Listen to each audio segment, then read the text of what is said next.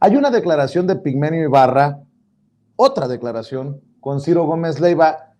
En esta parte del segmento dice que los fiscales están haciendo un gran esfuerzo en el juicio contra Genaro García Luna. Vamos a escuchar. Sobre este tema, pues yo sobre insisto, el amor terrible, ese amor terrible por la guerra. Digo que esta cosa de ser personaje desechable para Washington, mucho se ha dicho que los Estados Unidos no tienen amigos, tienen intereses. Hoy eso lo está viviendo en carne propia Felipe Calderón. Hoy lo está viviendo. Fue el gran instrumentador de la política norteamericana contra la droga, de la diplomacia armada de Washington. Y hoy está señalado. Tienen ahí a su principal colaborador. Está siendo juzgado. Y el gobierno de los Estados Unidos está haciendo un esfuerzo, bueno, malo, regular, pero está haciendo un esfuerzo porque se le condene por asociación. Jurado. Sí. Está haciendo un esfuerzo. No lo está haciendo un fiscal de Nueva York. Lo está haciendo el No, el juicio es el pueblo, es Estados Unidos contra Genaro García Luna. Ah, sí. Y eso es lo que tenemos que entender. Esa lectura tenemos que darle a este fenómeno. Y bueno, pues fíjese, con estas declaraciones de Pigmenio Ibarra hay que decir que los fiscales en el juicio contra Genaro García Luna se han retirado, como nosotros lo adelantamos desde ayer en la mesa de Sin Censura Nocturno con Paco y con Jaime. Terminó el día hoy, muy temprano. Se terminó la audiencia más temprano de lo acostumbrado, y estas son las imágenes que sube a redes sociales Jesús García, corresponsal del periódico La Opinión en Los Ángeles, y es que advierte que tienen un fin de semana intenso porque tienen que preparar su cierre de presentación de evidencias y el testigo importante que han adelantado. ¿Quién será ese testigo importante? Eso está por verse, pero le quiero decir también que han los fiscales presentado este documento que le van a poner en pantalla el equipo de producción, en el que adelantan, hoy se presentó una fotografía de la Casa Blanca de Genaro García Luna en Morelos. Bueno, pues en este documento que está viendo en pantalla, los fiscales le adelantan al juez Brian Cogan que pretenden presentar evidencia de imágenes de propiedades de Genaro García Luna, y aquí toma relevancia parte de lo que hemos rescatado en los últimos días, que son las comparecencias de Genaro García Luna, aquel momento en el que Gerardo Fernández Noroña lo confronta con sus propiedades que no cuadran con sus ingresos. Y le voy a decir por qué. Porque esta lista de evidencias que le adelanta la Fiscalía presentará al juez incluyen propiedades adquiridas en México durante el periodo en el que era funcionario público y presuntamente recibía dinero del cártel de Sinaloa, así como evidencia de que el acusado tenía acceso a negocios con dinero en efectivo durante el periodo en el que fue funcionario. El juez consideró que solo será válido presentar aquellas fotos que muestren propiedades u objetos que la Fiscalía pueda probar que pertenecen a Genaro García Luna. Hoy la Fiscalía exhibió fotografías de una casa de Genaro García Luna en Cuernavaca, Morelos. Y leo a los corresponsales que están a cargo de la cobertura. Se espera que el testimonio del agente especial de la Corte que obtuvo las fotografías, así como la presentación de otras evidencias, continúen el lunes. El lunes la Fiscalía presentaría a un testigo de alto perfil que podría ser el último de su parte. El lunes también la defensa tendrá que definirle al juez si Genaro García Luna rendirá testimonio en su propio juicio. Nosotros hemos armado una alianza sin censura a la revista Contralínea y estaremos saliendo en los próximos días Nancy Flores y un servidor rumbo a Nueva York en estos momentos cruciales en el juicio contra Genaro García Luna.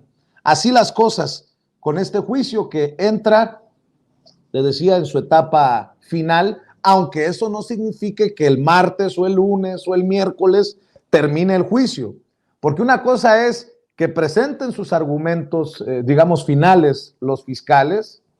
Tendríamos que esperar a que defina la defensa si rendirá testimonio Genaro García Luna, si van a presentar testigos ellos mismos.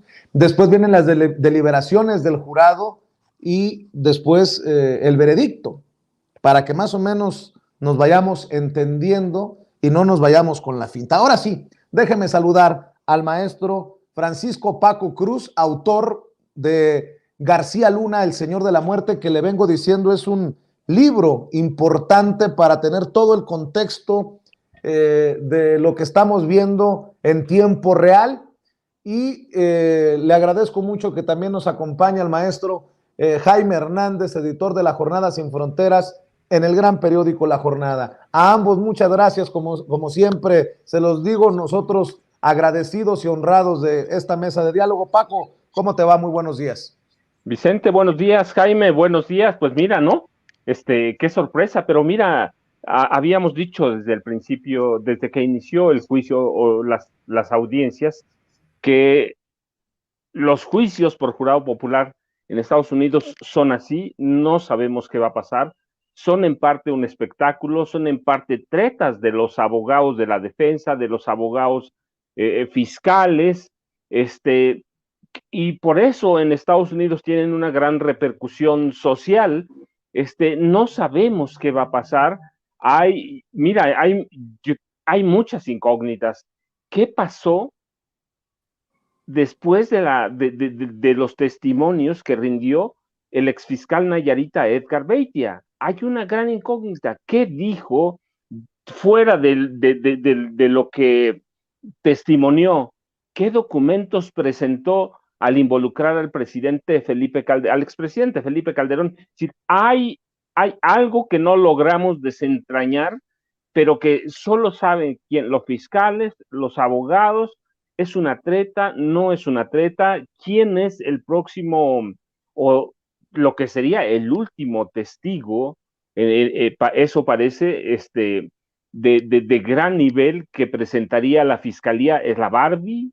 Damaso López, no sabemos. La verdad es que hay a mí me parece una gran incógnita que es lo que hace atractivos los juicios por jurado popular en Estados Unidos. ¿Qué va a pasar? ¿Qué tienen? ¿Qué tienen verdaderamente? A mí es lo que me llama la atención, que es una conclusión muy rápida. Ellos están listos para terminar ya, pero la misma defensa había reconocido que la fiscalía tenía por lo menos 66 testigos de cargo. Entonces, si solo se presentan estos, va a ser una veintena. ¿Y a dónde están los otros 40? ¿Qué pasó con ellos? Y te digo, pero lo más importante para mí, ¿qué verdaderamente tienen los fiscales? ¿Por qué la defensa aceptaría, si acepta, ya lo veremos el lunes, que se cierre tan rápido el juicio? Y bueno, ya después siguen las otras etapas, ya las habíamos platicado. Las evidencias que van a presentar, pues es la fortuna una parte de la fortuna, demostrar que tiene más de lo que ganaba y que adquirió más de lo que le daban sus recursos, pero habría que ver conocer verdaderamente qué pruebas físicas tienen, que eso es lo que desenlaza. Podemos suponer, podemos especular, porque va por la etapa. ¿Qué tienen verdaderamente los fiscales? Para cerrar un juicio así deben estar muy confiados, aquí tenemos una bomba, pero la fiscalía, la defensa, si lo acepta, pues también es como jugar un volado, Vicente, para nosotros. Ellos no, pero para nosotros es jugar un volado. ¿Qué tienen? ¿Qué tiene la defensa? No lo sabemos. Lo real es que tenemos que esperar al testigo de alto perfil y las pruebas más allá del testimonio oral que dé, las pruebas físicas que presenten. A mí me parece que eso va a ser fundamental. Ahorita estamos tirando un volado, ¿no, Jaime? Vicente. Así es, Jaime, también escuchamos tus opiniones. Eso sí, debo de decir que de las cosas relevantes de los testimonios de esta mañana, porque sí hubo testigos, fueron muy rápidos los interrogatorios.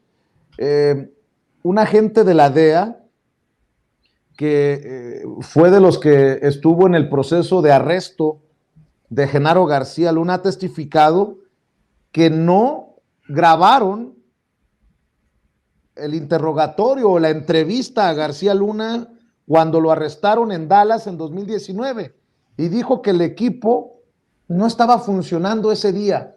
Me llamó mucho la atención que no tengan una entrevista al detenido en Dallas en 2019. Lo dijo el agente de la DEA que subió al estrado, subió al banquillo como testigo de los fiscales. Pero bueno, escucho tus opiniones, mi querido Jaime, con todos estos acontecimientos que se han venido en cascada en torno al juicio de Genaro García Luna. Pues para mí es muy interesante esto que mencionas, porque escuchamos a Epigmenio Ibarra hablar de cómo Estados Unidos utiliza a la gente. ¿Se acuerdan de aquella famosa frase que se acuñó a propósito del dictador? ¿Cómo se llamaba este dictador que derribaron en Nicaragua? Somoza. En aquel entonces se decía de Somoza, Washington decía de Somoza que Somoza era un hijo de puta, pero es nuestro hijo de puta. Bueno, entonces Estados Unidos siempre ha trabajado de esta manera. Utiliza como hijos de su madre a personas que le son útiles. En este caso, a García Luna. ¿Quién lo utilizó? Pues la DEA, ¿no? Y lo interesante del caso es que en el documento, en el último documento que le hicieron entrega la fiscalía al juez Kogan, se señala que todas las pruebas que van a presentar, por ejemplo, posesiones, compra de billetes de avión, de cómo viajaba, mensajes de texto, todo eso fue mientras García Luna estaba en el cargo, para tratar de evitar que la defensa se escurra con el argumento de que no puede juzgarse a García Luna por las posesiones y riquezas que generó después del 2012. Es muy interesante este punto. Y también llama la atención que también aquí están incluyendo en esta lista las fotos del restaurante que manejaba la esposa de García Luna, Los Cedros, y de donde es posible que se lavara dinero. O sea, que la mujer estaba en el ajo también y era consciente de lo que estaba haciendo su marido. Y hay otro elemento que me resulta de mucha importancia y que se relaciona con Felipe Calderón. Ayer escuchamos cómo en el testimonio de Beitia, aseguraba que los abogados del Chapo Guzmán fueron a verlo y le dijeron que iban a comprar la plaza, que iban a comprar el Estado. Y le dijeron, aquí están 10 millones de dólares. Entonces, pongámoslo en perspectiva. Imagínate tú que un cártel de la droga llega con Beitia, que es el fiscal de ese estado, y le dice, venimos a comprar al Estado. Y que de ese hecho no esté enterado el presidente de la República, que el cártel de Sinaloa va a comprar un Estado. Eso para mí es imposible que Calderón no estuviera enterado. Y supongo también que la DEA lo sabía.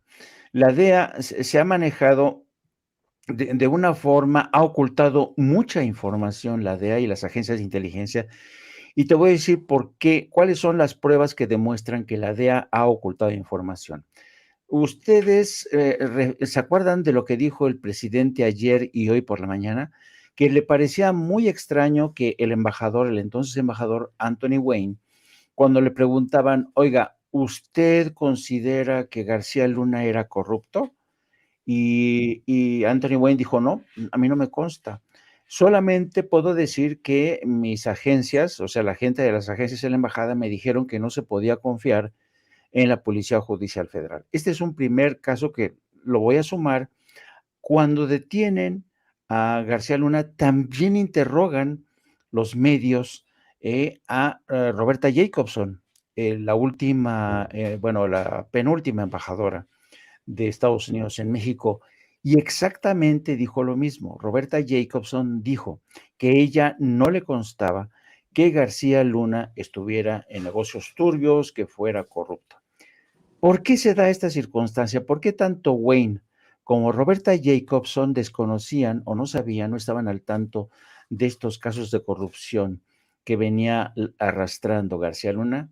Porque la DEA no había compartido esa información con el Departamento de Estado. La DEA la DEA se enteró primero que nadie que García Luna y muy posiblemente Calderón estaban en el ajillo, estaban en el negocio de la droga. Pero esa información no la quisieron compartir con el Departamento de Estado. ¿Por qué? Porque no les convenía. Existe una figura en lo que es el servicio diplomático que manejan mucho los embajadores. Y Anthony Wayne y Roberto Jacobson eran grandes defensores de este principio. Según este principio que se llama el embajador es la autoridad máxima por encima de agencias federales, por encima de todos. Bueno, este principio no se respetó bajo Anthony Wayne ni Roberta Jacobson, porque las agencias se guardaron muchísima información. ¿Por qué? ¿Por qué no querían decir que Genaro García Luna era corrupto? Porque no les convenía, porque estaban utilizando a García Luna. García Luna les permitió a ellos meterse hasta el fondo, conocer las entrañas de cómo operaba este narcoestado, ¿no? Entonces, por eso es tan interesante ver esta declaración de Anthony Wayne y Roberta Jacobson, que a mí me parece perfectamente lógica, porque ellos no estaban enterados. La DEA, que ustedes saben que las agencias de inteligencia funcionan un poco como las agencias israelíes. La información se compartimenta, se sella y no comparten entre ellos información hasta que haya una orden de la comunidad de inteligencia. Pero esta información nunca se compartió con el Departamento de Estado, estoy casi seguro, y por eso Anthony Wayne se queda diciendo, pues no, pues yo lo único que vi fue un estanque increíble de peces, ¿no? Y lo único que puedo decir es que, eso sí, me dijeron las agencias que por favor no tuviera confianza a la Policía Judicial Federal.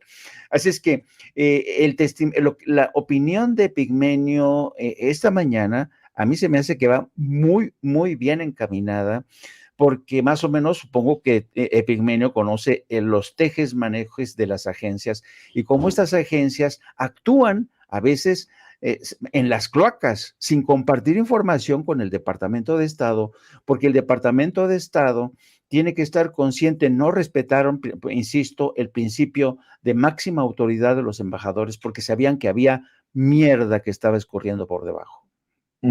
Y hablando de embajadores, el presidente hoy en la mañanera habla de Carlos Pascual, que fue removido como embajador luego de un encontronazo con el propio Felipe Calderón. Y bueno, mi querido Paco, hay que decir que entre las fotografías, la evidencia, la lista de evidencia que ha adelantado la fiscalía que podría presentar el lunes, porque mañana no hay audiencia, ya lo habíamos adelantado, un miembro del jurado tiene un viaje programado y el juez dijo que nada más hasta el miércoles y regresaban hasta el lunes. Pero estoy viendo que entre los documentos que envían como posible evidencia al juez se encuentran fotografías de la residencia del acusado en Jiutepec, Morelos, tomadas en 2009 y 2010, que podrían servir para corroborar la versión, el testimonio de Héctor Villarreal Hernández, porque aquí en esta lista también aparece la relevancia de esos documentos o de esas pruebas que presentarían los fiscales y que mostraría cómo tenía riqueza incluso antes del 2013. Fotos del Mustang y de la Land Rover, carros del acusado en Jiutepec, Morelos, en su casa, tomadas en marzo de 2013, que demostrarían que tenía riqueza antes de ese año. Fotografía de un Mini Cooper verde, este automóvil, que esta fotografía fue tomada en 2011, que también, de acuerdo a los fiscales, demostraría la riqueza de Genaro García Luna antes del 2013. Fotos de la residencia en Jiutepec del acusado, en Jiutepec, Morelos, tomadas alrededor del aniversario, el cumpleaños número 50 del acusado en 2018, junto a una invitación a la fiesta de cumpleaños para mostrar precisamente la riqueza del acusado antes del 2013. Fotos, como lo adelantaba Jaime, del restaurante de la esposa del acusado, el café Los Cedros, para mostrar, insisten los fiscales, la riqueza antes del 2013 y el acceso a efectivo para los negocios. Fotografías de la casa del acusado en la Ciudad de México, en donde aparece una gran pecera, por llamarlo de alguna manera. Dicen que servirá para corroborar los dichos del embajador Anthony Wayne y la riqueza antes del 2013. También lo que encontrarían, lo que recuperaron del BlackBerry, el teléfono BlackBerry del acusado, con su tarjeta SIM, en la que aparecen obras de arte que demostraría la riqueza del acusado antes del 2013. Lo que también recuperaron del BlackBerry del acusado, información de contacto de Ramón Pequeño y de Facundo Rosas, que lograron extraer de la tarjeta de esta BlackBerry, que corroboraría, de acuerdo a los fiscales, la conspiración. Por eso es tan importante pensar, no perder de vista los cargos que se le imputan a Genaro García Luna. También una hoja Excel en la que se muestra la lista de pistolas, de armas, propiedad de Genaro García Luna, los permisos precisamente para portar esas armas. También van a presentar fotografías de motocicletas Harley Davidson, propiedad del acusado, que corroborarían, dicen los fiscales, la versión presentada por Sergio Villarreal Barragán, el Grande. Van a presentar la factura de importación de 2 Harley Davidsons y un Mustang a Florida desde México, que también corroboraría el testimonio de El Grande y la riqueza antes del 2013. Fotografías de las Harley Davidson ya con placas de Florida. Fotos de autos Mustang en la residencia de Miami del acusado. También presentarán, de acuerdo a lo que estoy leyendo, fotos del yate del defendido, fotos de un Lamborghini que manejaba el acusado en 2010, lo que, de acuerdo a los fiscales, demostraría la riqueza de Genaro García Luna antes del 2013. ¿Cómo ves la lista y qué tan importante te resulta esto que estoy mencionando en el documento que presentaron los fiscales al juez, mi querido Paco Cruz? Mira, Vicente y Jaime, a mí más que interesarme lo que podamos ver aquí, estoy tratando desde la madrugada de analizar lo que están presentando para el jurado.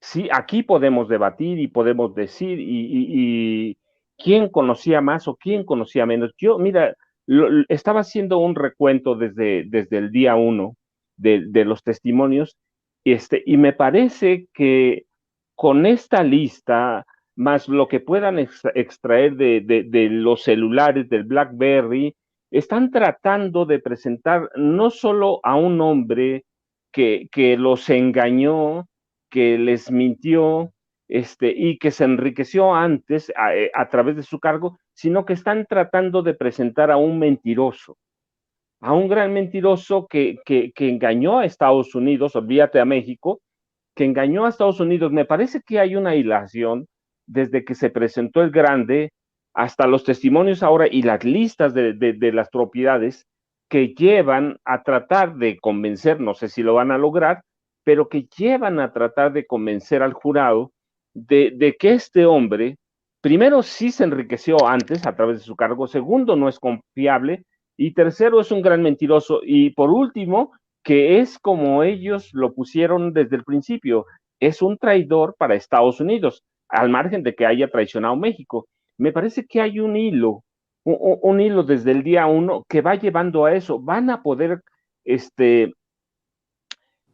convencer al jurado, no lo sé, pero mira, sí me parece que están tratando después de lo abrupto que es romper y presentar evidencias, alegatos finales o un último testigo que sea muy importante al margen de lo que haga la defensa de García Luna, están tratando, o lo que trataron de hacer es poner y señalar el presidente Felipe Calderón Hinojosa es la punta del iceberg, y este hombre nos está mintiendo.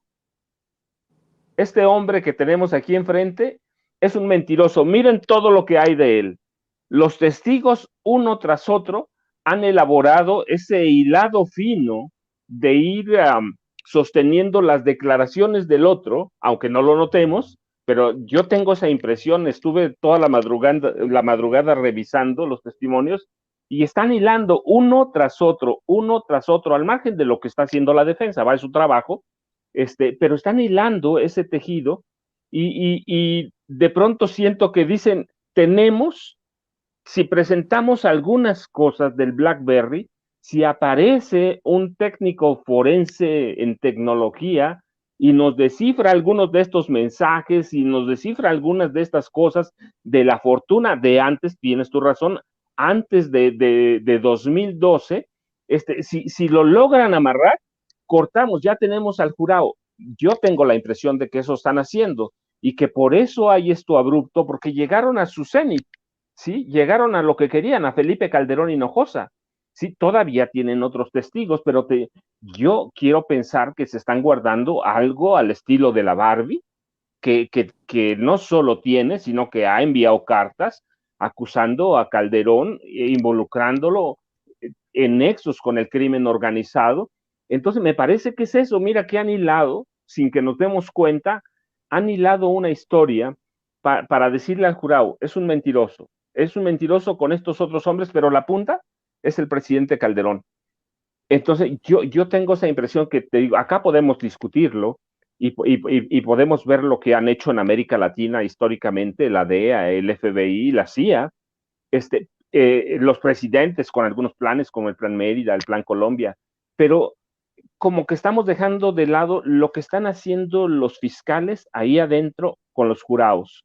Y estamos dejando de lado que algunas cosas tienen para proponer su cierre, para proponer o para presentar sus alegatos finales que deben ser muy contundentes. Te digo, no lo sé, no lo sabemos, pero eso es lo rico finalmente de lo que hablamos. Se pueden durar días, pueden durar semanas. Yo me acuerdo mucho porque lo he estudiado, el caso de Alfonso Capone, que meses tardaron con una cosita, pero con una cosita lo pescaron.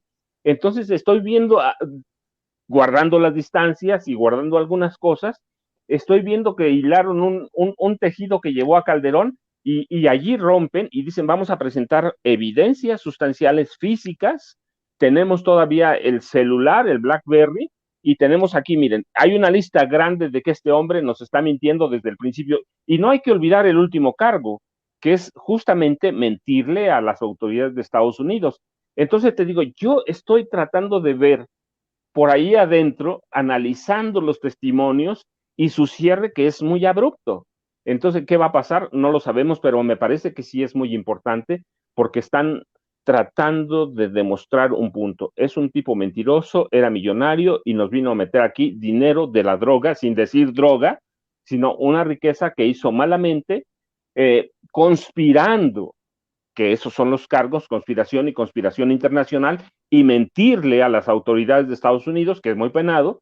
Entonces, me parece que están hilando por ahí, Vicente, que llevan un hilo y que eso los lleva a proponerle al juez, pues les vamos a presentar las evidencias físicas, las evidencias sólidas, les vamos a presentar un testigo que debe ser muy fuerte. Para amarrar todo esto tiene que ser alguien que conozca las entrañas del sistema, del sistema criminal en mexicano con Genaro García Luna, a partir de Vicente Fox y con Felipe Calderón, presentar las evidencias y aquí está mi testigo e impresionar al jurado y esperar lo que haga la defensa de Genaro García Luna. Fíjate que debo de decir, sin falsa humildad, al contrario, creo que deberíamos de reconocer el trabajo que hacen los colegas más a menudo. Yo debo de decir que el trabajo que está haciendo Jesús García, corresponsal del periódico La Opinión, es impresionante, es muy bueno y desde aquí todo nuestro reconocimiento. Fíjate que acaba de subir un corto video con César de Castro y su equipo de defensa de Genaro García Luna y dice el tuit: abogado César de Castro dijo que será decisión de García Luna, de Genaro García Luna, testificar o no. La esposa me dijo que están evaluando dependiendo de las pruebas que se presenten. Ella está sorprendida por el cierre. Dato, dice Jesús García, los fiscales tienen su as bajo la manga de lunes, no comer ansias. Y es precisamente por eso lo que resulta fascinante darle cobertura. Yo estoy también fascinado, emocionado que no hayamos dejado un solo día de ir desmenuzando la información que sale del juicio contra Genaro García Luna en estas mesas de diálogo. Pero, mi querido Jaime, ahí está. El abogado César de Castro asegura que la decisión será de y solo de Genaro García Luna para testificar o no, que la esposa está sorprendida por el cierre, como nosotros nos sorprendimos, y que los fiscales tienen su as bajo la manga de lunes. Pues claro, es este testigo especial que nadie sabe quién será y que la esposa también asegura que están evaluando dependiendo de las pruebas que presente la fiscalía. Así que aquellos que pensaban que ya lo habíamos visto todo, no, hombre, creo que estamos en el momento climático, en el clímax de esta situación, mi querido Jaime. Sí, mira, yo quería un poco a colación de lo que ha dicho el maestro Paco Cruz. Yo estoy de acuerdo con Paco Cruz. Yo creo que la labor de los fiscales ha sido fundamentalmente la de darle coherencia al alegato que han presentado, a los testimonios de los testigos. Y yo recuerdo mucho la entrevista que le hiciste precisamente a Jesús García. Jesús García tiene experiencia en lo que es el manejo de los testigos protegidos y ya Jesús García te adelantaba en esa entrevista, querido Vicente, que los fiscales se preocupan mucho por entrenar, por coachar a los testigos para que no se salgan, para que solamente se concentren en ese tema. Y en ese sentido, han conseguido, gracias a eso, a lo que mencionaba Jesús García, te decía, han conseguir precisamente lo que era necesario, esta coherencia en la línea argumental, ¿no? Que mencionaba el maestro Paco. Es un buen trabajo, excelente trabajo de la Fiscalía. Y por otro lado, relacionado con la posibilidad de que Genaro García Luna se presente como testigo de su propia causa, en defensa de su propia causa, yo creo que, miren, si hay algo por lo que se distingue Genaro García Luna, no es por su grandilocuencia a la hora de hablar, ¿no? No es un gran orador García Luna, más bien tiene serios problemas a la hora de comunicarse verbalmente.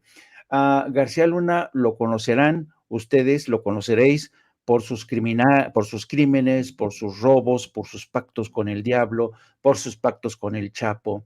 Por eso conoceréis a Genaro García Luna, pero jamás, jamás se distinguirá por ser un buen orador. Tiene severos problemas de comunicación, el tartamudeo lo traiciona, y yo creo que la defensa haría bien en aconsejarle a Genaro García Luna que por favor no testifique, porque sería un suicidio. Sería un suicidio. Y en relación a lo que dice Jesús García de que la esposa de García Luna está sorprendida, pues yo creo que el trabajo hecho por la Fiscalía, a pesar de lo que digan los que defienden a García Luna, ha sido un buen trabajo, están confiados de que la semana que entra vemos si no testifica la próxima semana García Luna, evidentemente los fiscales van a echar toda la carne en el asador con el último testigo estrella, con las pruebas que ya han adelantado, y veremos ya cómo se cierra, cómo hacen los últimos alegatos ambas partes, y ya se pasaría, como tú lo adelantaste, a la serie de deliberaciones del jurado, y depende del tiempo que deliberen estos miembros del jurado, conoceremos o no el veredicto. Pero yo creo que, insisto, Genaro García Luna, yo creo que él nunca se imaginó, así, ni siquiera se imaginó que un día de estos iba a tener que defenderse a sí mismo, a sabiendas de que tiene severos problemas de comunicación. Y por eso quizá la naturaleza de García Luna es así. García Luna no es un personaje que vaya de frente, es un personaje que no te hable de forma directa, no, actúa de forma civilina, te traiciona, te apuñala por la espalda. Ese es Genaro García Luna. Así es que yo creo que va a ser complicado, creo que sospecho, no sé, a mí me sorprendería bastante si García Luna decide defenderse a sí mismo la próxima semana. Creo que sería un riesgo inimaginable, porque el tartamudeo de García Luna ante un jurado que estaría pendiente de todas sus palabras sería contraproducente, porque quizá confundirían el tartamudeo con sus inseguridades, sería un proceso, casi se estaría colocando en cámara lenta la soga al cuello. Así es que yo creo que lo tiene que pensar mucho la defensa si acepta o no el testimonio de García Luna la próxima semana. Así es. Oigan, ¿y qué me dicen de los que andan muy desesperados defendiéndose entre sí? Me llama mucho la atención que Raimundo Rivapalacio defienda de alguna manera el periódico El Universal, de donde lo sacaron de una patada en el trasero. Si hace unos días decía que su servidor era uno de los francotiradores que fue a Brooklyn bajo la máscara de periodista que me han creado desde principios de sexenio para que comenzara a sembrar infundios contra varios comunicadores a partir de los dichos de criminales en el juicio contra Genaro García Luna. Y hace un par de días escribió que a los primeros a los que les endilgaron semejante aberración de estar coludidos fueron a Ciro Gómez Leiva, a Carlos Lorete, a quien esto escribe, aduciendo que uno era director de Milenio Televisión, el otro conducía un importante noticiero matutino, y en mi caso porque era director editorial del Universal, de las cuentas personales de los propagandistas de López Obrador y de las afines al vocero Jesús Ramírez Cuevas se retuitearon las mentiras, que su servidor, el enviado de Palacio Nacional, diseminó la especie desde Estados Unidos sin el mínimo cuidado de buscar cuadrar las mentiras con los hechos, que está siendo alimentada por algunos corresponsales mexicanos.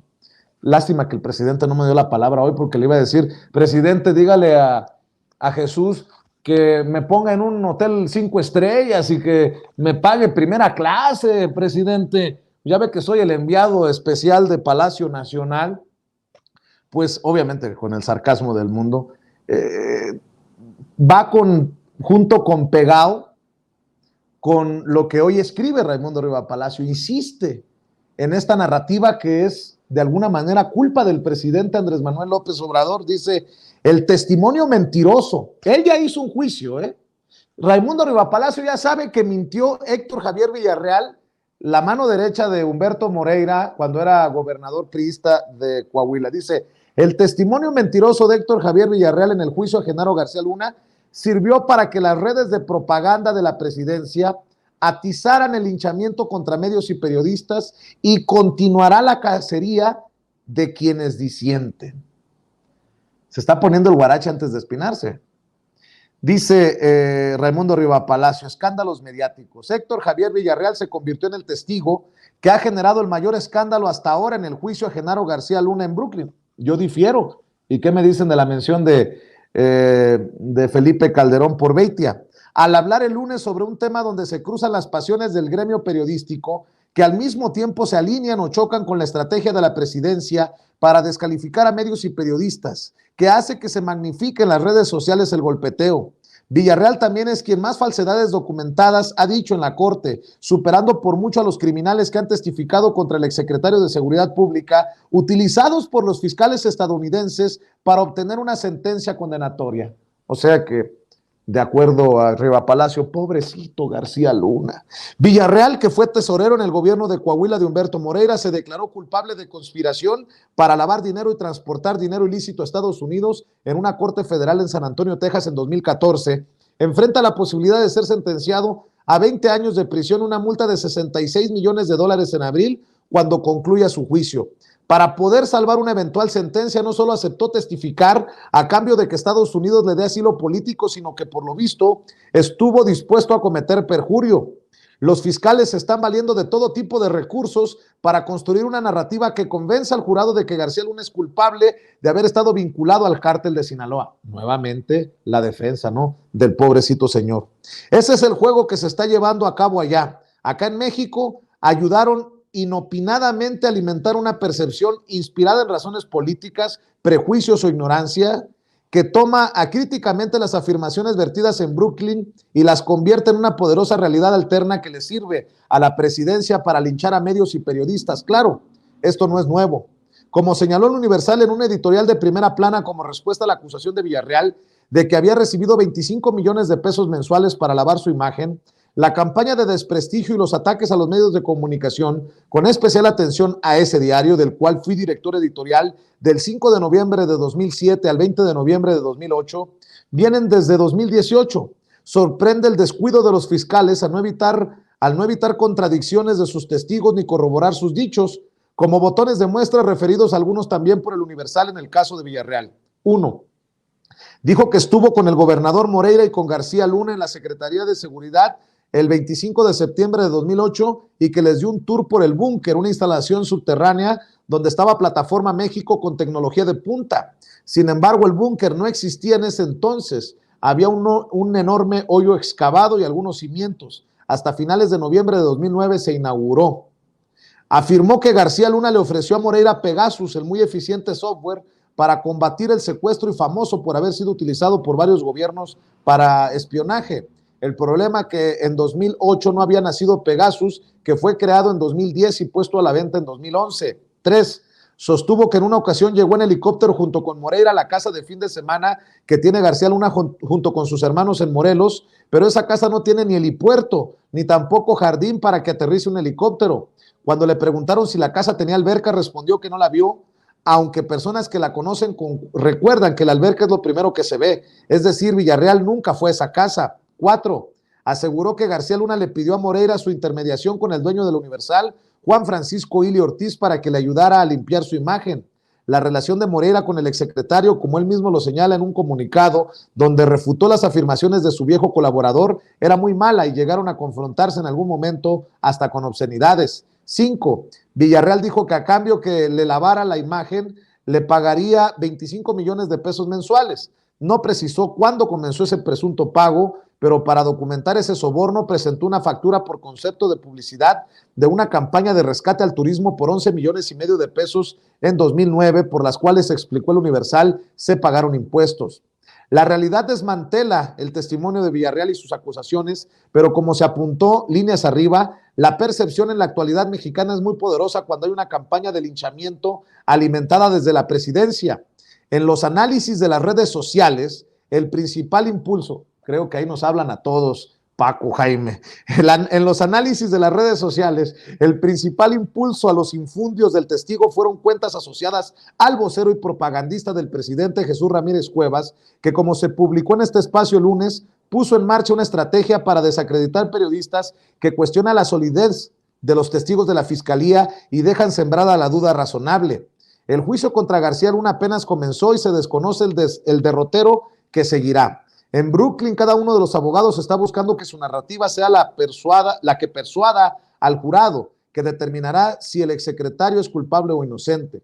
Los abogados no juegan para la gradería mexicana que está inmersa en el escándalo mediático. Hay un importante sector que incluye a personas críticas del presidente Andrés Manuel López Obrador que piensa que García Luna sí es culpable de lo que lo acusan.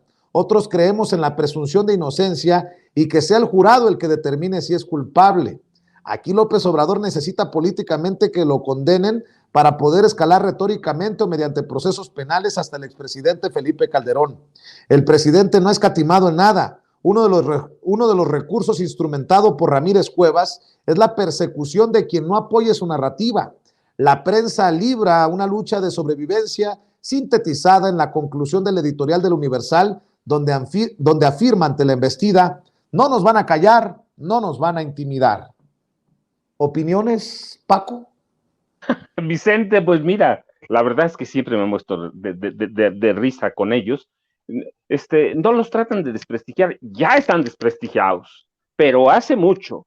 La corrupción de la prensa mexicana es histórica y ellos la han alimentado. 1. 2. Nadie dijo antes que él era el jefe no oficial, no formal, de Genaro García Luna. Lo dijeron agentes de inteligencia, me lo dijeron a mí, concreto. Sí, me lo dijeron aquí. Nosotros respetábamos y le entregábamos información a Raimundo Rivapalacio porque era el jefe de prensa no oficial del señor secretario. Así que, pues es su jefe de prensa, ¿qué va a hacer? Lo va a defender, lo ha defendido, sus acercamientos, su relación con Genaro García Luna, ya está, así que nadie los va a desprestigiar. Mira, el periodismo mexicano, el periodismo mexicano viejo, nada en la corrupción. Mira, el mismo Juan Francisco Ili Ortiz teje fino el cinismo. Dice, ese dinero entró como otras campañas de publicidad. Es decir, sí entraron los 25 millones de pesos y sí los cobró y sí los hizo. Los tuvo, los tenía, sí, los tiene ahí en sus arcas seguramente. Entonces, nadie tiene que atacarlos. La prensa mexicana hace muchos años, décadas, no goza de credibilidad, no goza. Hay que ver, hay un presidente, nada más le tiene que rascar, él tan minucioso que es, no pago para que me peguen. ¿Por qué nace proceso? ¿Por qué nace 1+1 y después se desprende la jornada? ¿Sí? Hay libros enteros sobre eso. Prensa vendida, se lo recomiendo que lo vaya a leer.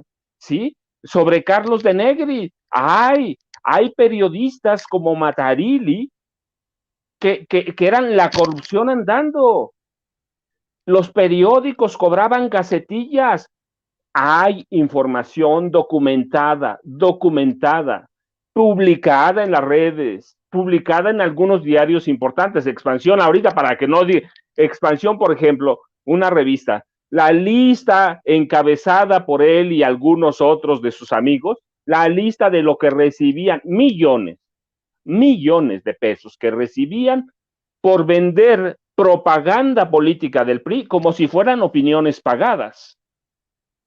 Al Conejo Poveda nadie le dijo nada, él dijo, yo di $300,000 para comprar a los periodistas.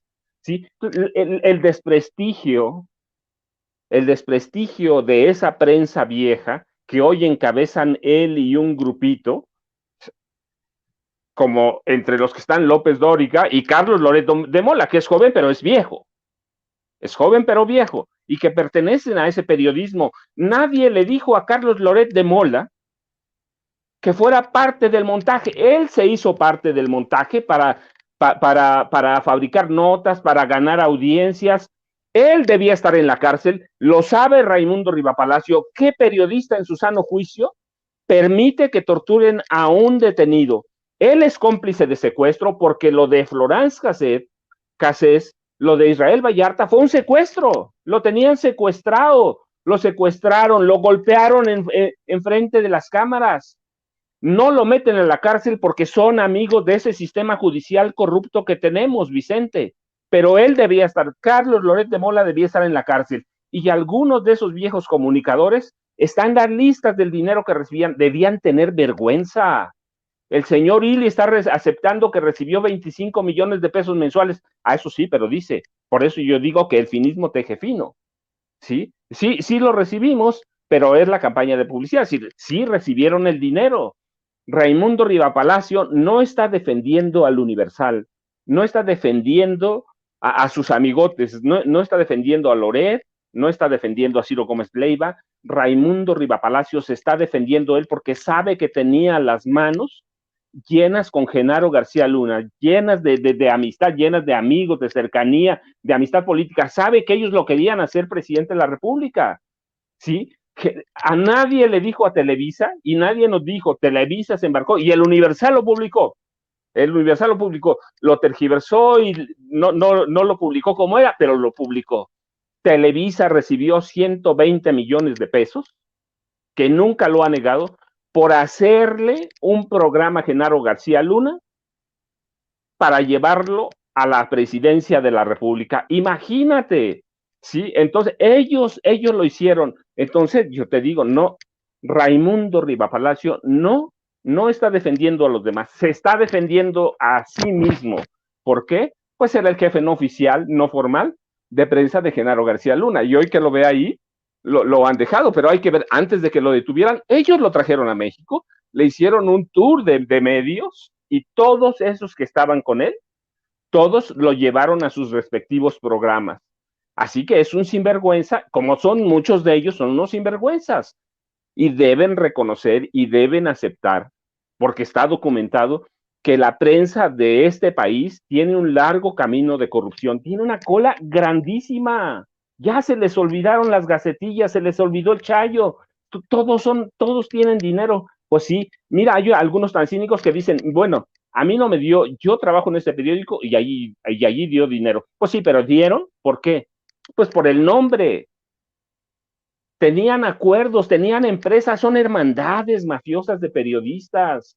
Si no limpiamos el periodismo en este momento, si no lo aceptamos, él lo sabe, por ahí le voy a buscar, la próxima lunes te prometo que voy a buscar un libro donde él habla de la corrupción de la prensa, que no le haga, ¿sí? Que no le haga, entonces lo sabe él, lo sabe Loret, lo sabe Ciro, salió del PRI, perdón, discúlpame, Ciro salió de Gobernación en los 80, lo sacó Alfredo del Mazo González, para crear un canal de televisión que le iba a hacer imagen, y así sigue, y le iba a hacer imagen al gobernador del Estado de México, que se llamaba Alfredo del Mazo González. Del Mazo González lo sacó de Gobernación. Sí, a cada uno le podemos buscar la historia. Algunos otros de esa camada salieron ¿de dónde? Salieron del CISEN. Entonces, que no nos diga la corrupción de esta prensa, de esa prensa vieja, que no nos diga ahora que el señor Ili es un alma de Dios, es un alma caritativa. No, hombre, hay que ver cuánto periódico vendía el Universal, cuánto vendía, Jaime lo sabe, cuánto vendía el Excelsior. Hay que ver cuánto vendían cada uno de ellos. ¿De qué vivían los periódicos impresos antes? De la corrupción, porque además eran cínicos. Decían, fulano de tal iba a la presidencia y me traía el portafolio llenos de dinero para la nómina. Entonces, la corrupción, Vicente, de este país, la corrupción de la prensa, Jaime y yo lo sabemos, trabajamos en esa prensa, la conocemos por dentro, está llena de corrupción, está llena de elementos como Raimundo Rivapalacio, de los que hay que limpiar. Nada tiene que ver Jesús, nada tiene que ver nadie, nada tenemos que ver nosotros. tiene que ver una historia de corrupción de la prensa mexicana, y Jaime te lo puede corroborar. Así es, también voy a escuchar las opiniones, los comentarios para cerrar de Jaime, pero antes, don Raimundo, ya lo había dicho en este programa, por favor, confírmenos la razón por la que le dio una patada en el trasero el señor Ili Ortiz cuando lo corrió del Universal. ¿En qué lo cacharon, don Raimundo? Por favor, comparta con sus lectores y con esta audiencia de Sin Censura, comparta el dinerito que le caía de la Embajada de Estados Unidos en México para sus vacaciones. ¿Ya se le olvidó? ¿Y eso no es corrupción? Bueno, mi querido Jaime, también escucho tus opiniones, tus comentarios. Mira, yo suscribo al 100% lo que ha dicho Paco, nuestro querido Paco. Efectivamente, ambos somos periodistas que hemos bregado, híjole, por aguas muy tóxicas. A veces realmente es muy difícil mantener la independencia como periodista honesto realmente. Y yo estoy muy contento. Y supongo que al igual que Paco, de poder dormir tranquilo todas las noches y que nadie me puede señalar por haberme metido en negociados extraños. Así es que suscribo literalmente todo lo que ha dicho Paco. Ahora bien, pasando al tema de Raimundo Rivapalacio y esa columna que escribe, si te das cuenta, Vicente, muchos de los puntos que ha tocado Raimundo en esa columna son algunos de los puntos que expuso David Aponte en su entrevista con Ciro Gómez Leiva. Es decir, tanto David como Raimundo están coordinados en este tipo de respuestas para tratar de defender al Universal, ¿no? Una defensa, por cierto, patética. Y te puedo decir que en ambos casos yo veo por primera vez que tanto Raimundo como David Aponte están perdiendo los papeles. En el caso de Raimundo, por persistir en esta manera de defender a García Luna, y yo le recomendaría a Raimundo de manera cordial que si realmente cree él tanto en la inocencia de Genaro García Luna, si es tan vehemente su defensa de García Luna, si es tan vehemente su defensa a favor de la presunción de inocencia, todavía hay tiempo, Raimundo, para que te inscribas como parte de los testigos que hablarán o que podrían hablar a favor de García Luna. No hay que olvidar que antes de los alegatos finales de la defensa podría presentar testigos a su favor. Y yo creo que si realmente tú crees en la inocencia de Genaro García Luna, alza la mano, di, oigan, yo quiero defender, quiero presentar testimonio, como yo lo has hecho en televisión, con audiencia nacional, diciendo que tú no crees en la culpabilidad o defiendes la presunción. ¿Por qué no alzas la mano? Estoy seguro que la esposa de Genaro García Luna y los abogados defensores te aceptarían de mil amores, ¿no? Todos aquellos, Ciro Gómez Leiva, Carlos Marín, podrían estar en la lista de testigos a favor de Genaro García Luna. Y luego, yo encuentro realmente patética esta versión y coincido mucho con el maestro Paco, que la prensa ya estaba jodida. O sea, que no vengan con el cuento que la prensa lucha por su independencia en estos momentos en que vive del acoso, del poder del Andrés Manuel López Obrador y Jesús Ramírez Cuevas.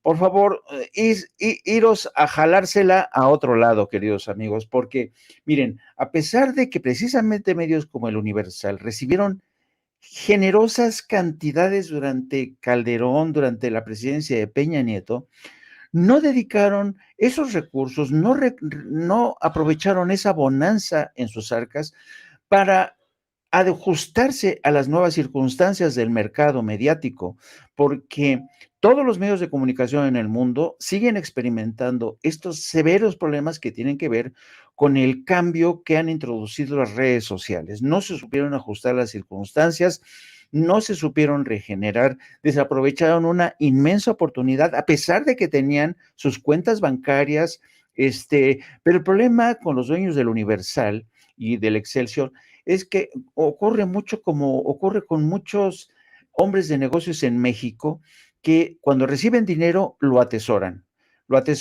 o se compran yates o se compran aviones, pero nunca invierten en desarrollo tecnológico, nunca invierten para ajustarse a las nuevas necesidades del mercado. Eso habla de la falta de visión de estos empresarios de la industria de la información. Ahí vemos también en el caso de Televisa, que también se está replegando con un invento que se llama N+, que es una forma, digamos, de hacer de lado la etiqueta de Televisa, que ya estaba muy maltratada entre la opinión pública. Ahora introducen esta etiqueta N+, a ver si con ello levantan de nuevo el vuelo. Yo francamente lo dudo. Ahora bien, he dicho que en tanto Raimundo como David Aponte, como Carlos Marín, como Ciro Gómez Leiva han perdido los papeles, pero quizá la muestra más patética de esta pérdida de papeles la ha protagonizado David Aponte.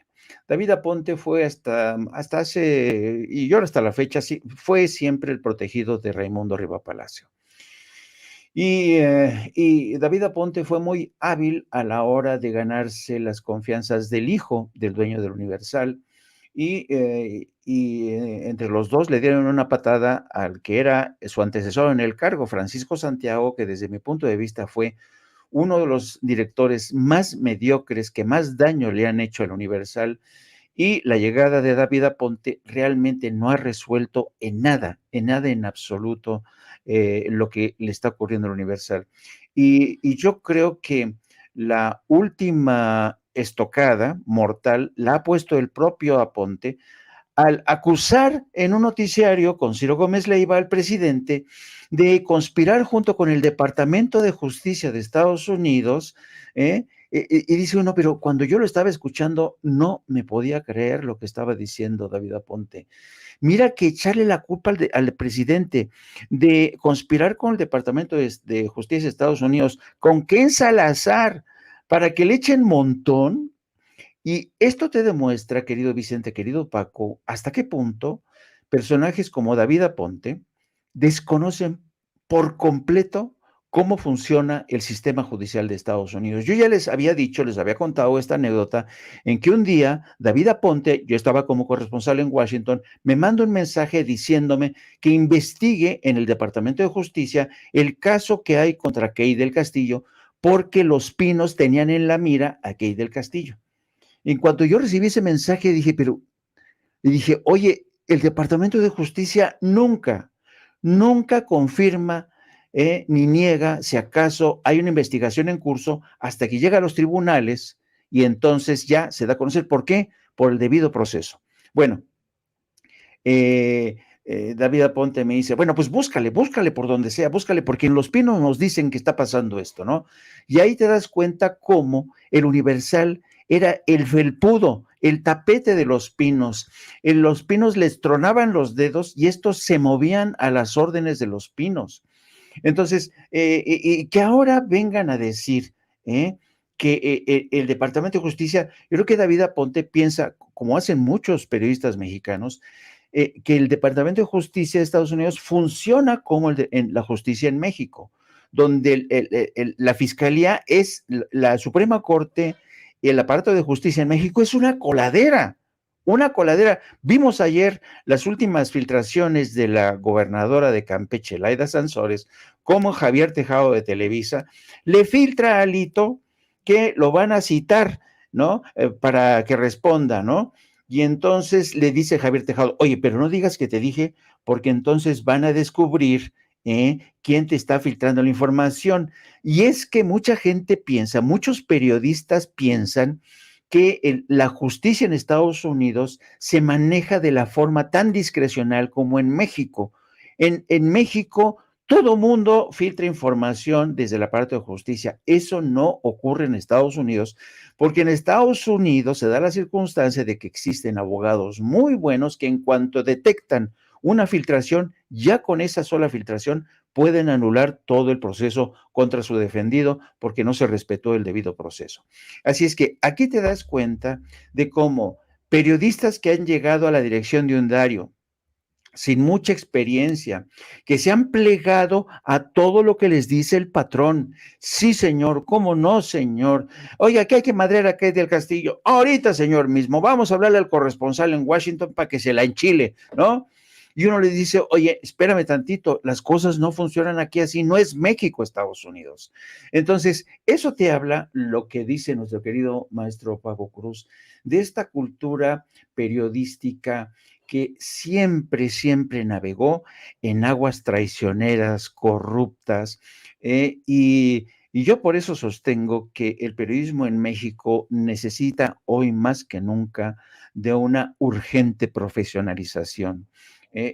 Los periodistas, muchos periodistas que arrancan y que tienen como profesores, como maestros a estos supuestos gigantones del periodismo, pues aprenden sus malas mañas, ¿no?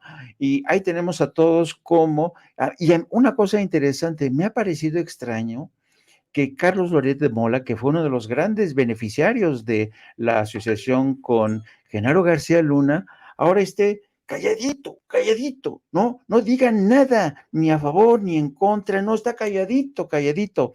Pero evidentemente, y lástima que el juicio vaya a terminar de forma tan rápida. Oye, han sido 2 semanas y media, apenas 2 semanas y media, ¿eh?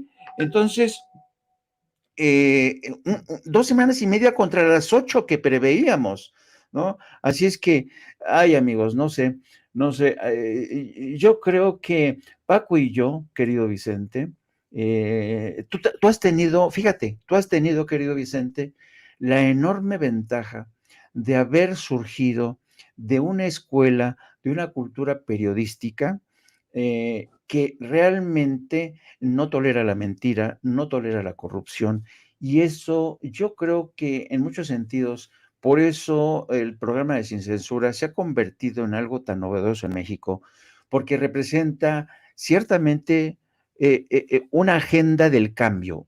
Tú eres en sí, eres un agente del cambio, y uno cuando ve este tipo de periodistas que van a por todas, que no se detienen ante nada, que preguntan y sin importar lo que te quiere insultar tu interlocutor, tú preguntas y vas para adelante. Ese es el tipo de periodismo, sin ataduras, sin insobornable, que es el que tiene que tener lugar en México.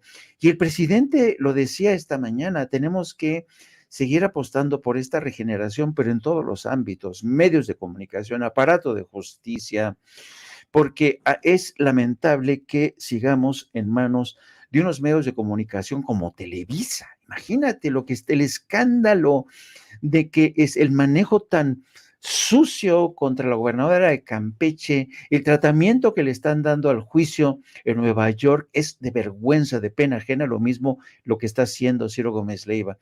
Pero ellos creen que le siga funcionando, pero desafortunadamente ya esa fórmula ha dejado de funcionar.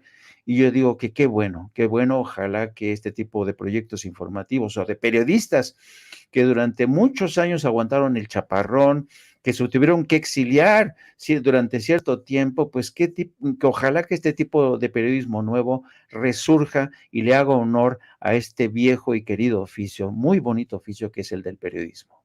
Y si invitamos al 24 horas, a Sin Censura TV 24 horas, del que seguramente ustedes formarán parte fundamental, a Raimundo Rivapalacio, a lo mejor se regenera, endereza el camino, en fin, nótese mi sarcasmo. Yo nada más quería aclarar hoy en la mañanera, por eso hasta me enojé porque el presidente no me dio la palabra, le iba a decir, ¿acaso humilde francotirador, presidente? Vengo por la maleta de billetes para poder pagar el vuelo y el hotel en Nueva York, pero bueno, nótese mi sarcasmo. Mi querido Paco, ¿por qué no cerramos invitando a la gente nuevamente para que... Mira, Vicente.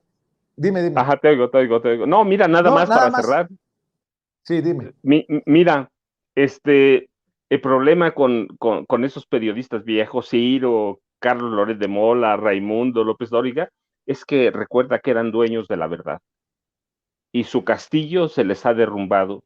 Les estamos tumbando todos los ingresos que recibían por lo que sea. Se los tumbamos, pero además les tumbamos el monopolio de la verdad. Y por eso están enojados. Pues sí. Oiga, por cierto, don Raimundo Rivapalacio, ¿será que cuando lo corrieron del Universal fue porque usted quería comprobar si pesaba 1 tonelada el millón? Nada más acláreme, don Raimundo, ¿lo agarró con la mano en el chorizo? Perdón, con la mano en la maleta de chorizo, Ili Ortiz? Nada más confirme, don Raimundo. Pero mi querido Paco, ¿por qué no cerramos invitando a la gente Vicente, a tus Jaime, trincheras y a que sigan comprando, a que sigan buscando García Luna, el Señor de la Muerte?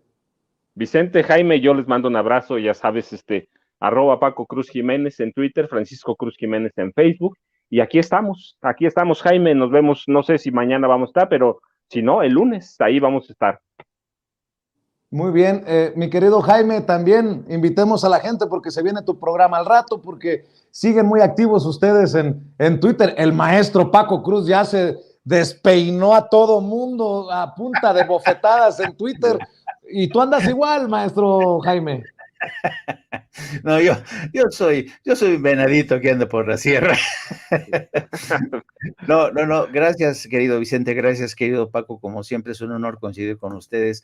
Les recuerdo que dentro de hora y media aproximadamente vamos a entrar al aire con nuestro canal, en nuestro canal de No Apto para Cínicos. Búsquenos, por favor, es importante que busquen No Apto para Cínicos, denle a la campanita, suscríbanse para seguir creciendo, es hacer crecer este proyecto de No Apto para Cínicos. También les pido que me sigan a través de mis redes sociales en @Jaime Journo y también a través de la sección de nuestro gran periódico La Jornada, la sección de La Jornada Sin Fronteras. Un placer, querido Paco Cruz. Fíjate, querido Vicente, que cuando escucho yo al querido Paco Cruz, experimento una suerte de catarsis, ¿no? De catarsis, porque siento que alguien, al igual que yo de mi generación, de nuestra generación, que pasamos por tantas, nos dejamos tantos pelos en la gatera, en este medio tan corrosivo, tan corrupto, siento esta especie de catarsis. Para mí es fantástico convivir y compartir mesa con el maestro Cruz y por supuesto contigo, querido amigo Vicente Serrano. Muchas gracias y nos estamos viendo mañana o cuando lo amerite la noticia, querido Paco, querido Jaime. Seguro un abrazo, sí. Estamos al pendiente. Un abrazo, gracias. Bye, bye. Buenas tardes.